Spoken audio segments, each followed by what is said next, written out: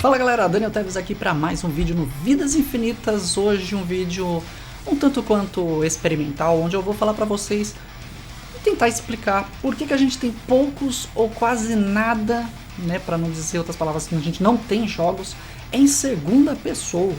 Então, antes de começar, não esquece de curtir o vídeo, compartilhar com seus amigos e se inscrever aqui no Vidas Infinitas, porque tem vídeos todas as segundas às 6 horas da tarde. Além disso, em outros dias tem gameplays ou lives esporádicas. Muito bem, vamos começar fazendo uma introdução para você do que é primeira, segunda e terceira pessoa. Eu vou tentar explicar para vocês agora o que é primeira e terceira pessoa, e logo na hora que eu explicar as duas, você vai entender o que seria a segunda pessoa num videogame. O quão complicado seria fazer esse jogo, e fica aí porque eu vou trazer 4 exemplos de jogos em segunda pessoa. Então, eu inclusive vou provar que você jogou pelo menos 2 deles. Então, vamos lá. A explicação básica é a seguinte: em qualquer cena que você tiver, vai ter sempre 2 personagens. Um deles a gente vai chamar aí de protagonista.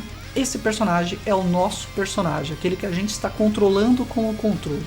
E a gente vai ter o nosso antagonista, que é o oponente, o inimigo. E aí podem ser um ou vários antagonistas.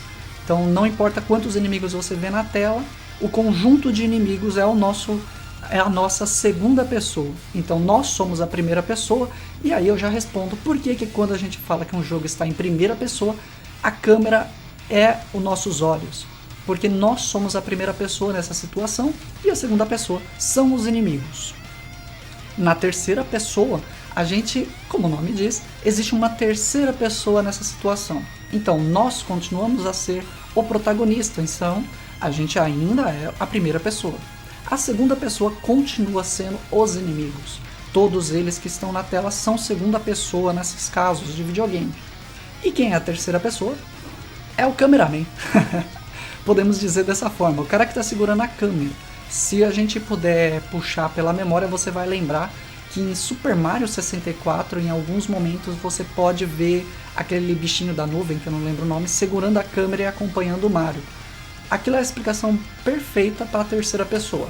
É um bichinho que está ali voando e carregando a nossa câmera. Se fosse um jogo de corrida, uma série de corrida e tal, que você tem uma perseguição, tem um drone que acompanha esse carro para filmar. O drone é a terceira pessoa, por isso a gente vê os 2 carros. Quando a gente tem a visão de cockpit ou de dentro do carro e a gente vê só as mãos do piloto dirigindo, é em primeira pessoa.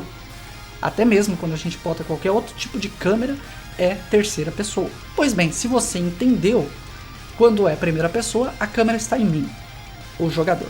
Quando está em terceira pessoa, a câmera está numa terceira pessoa envolvida na situação, que não é o inimigo e não sou eu. Logo, a segunda pessoa significa que são os olhos do seu inimigo ou do seu oponente. Portanto, alguns jogos até cometem o erro, ou algumas pessoas cometem o risco de falar assim: ah, essa visão está em segunda pessoa porque eu estou jogando com o oponente. Não. Se você está controlando o inimigo, não importa, ela ainda fica na regra da primeira ou da terceira pessoa. Para que você esteja em segunda pessoa, você precisa ver pelos olhos do seu inimigo, mas continuar controlando o protagonista do jogo.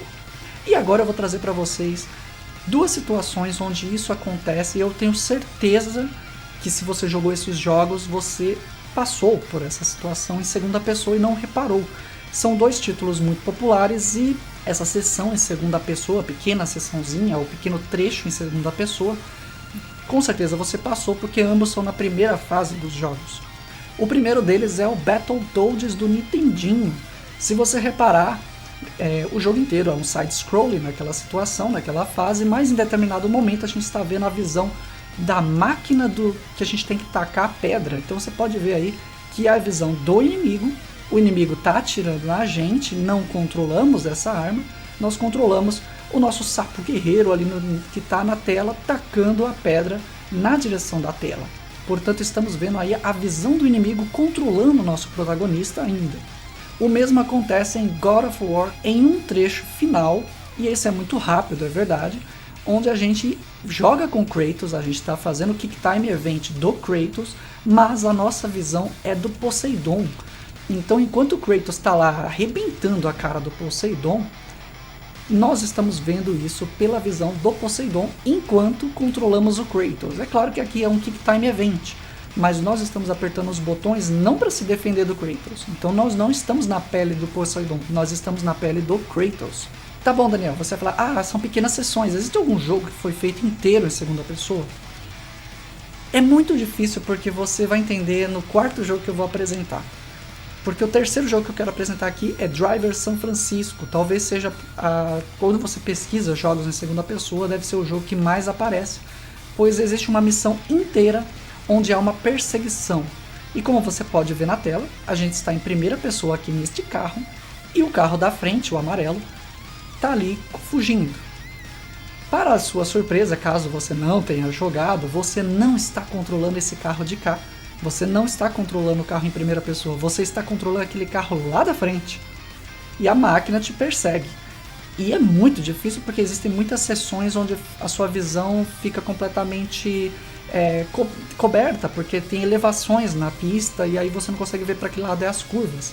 De qualquer forma, você está controlando o carro a ser perseguido, o protagonista, enquanto a máquina, que é o antagonista, está perseguindo você automaticamente e a gente vê pelos olhos da máquina. Mas se você quiser ter uma experiência maluca de verdade, eu sugiro que você jogue 28 Pixels Later. Esse que é um jogo que está disponível aí no itch.io, você pode ir lá baixar e testar, onde você joga um Resident Evil basicamente, né? Um jogo bem parecido com Resident Evil, principalmente dos PlayStation 1 e tal, só que a câmera está nos olhos dos zumbis.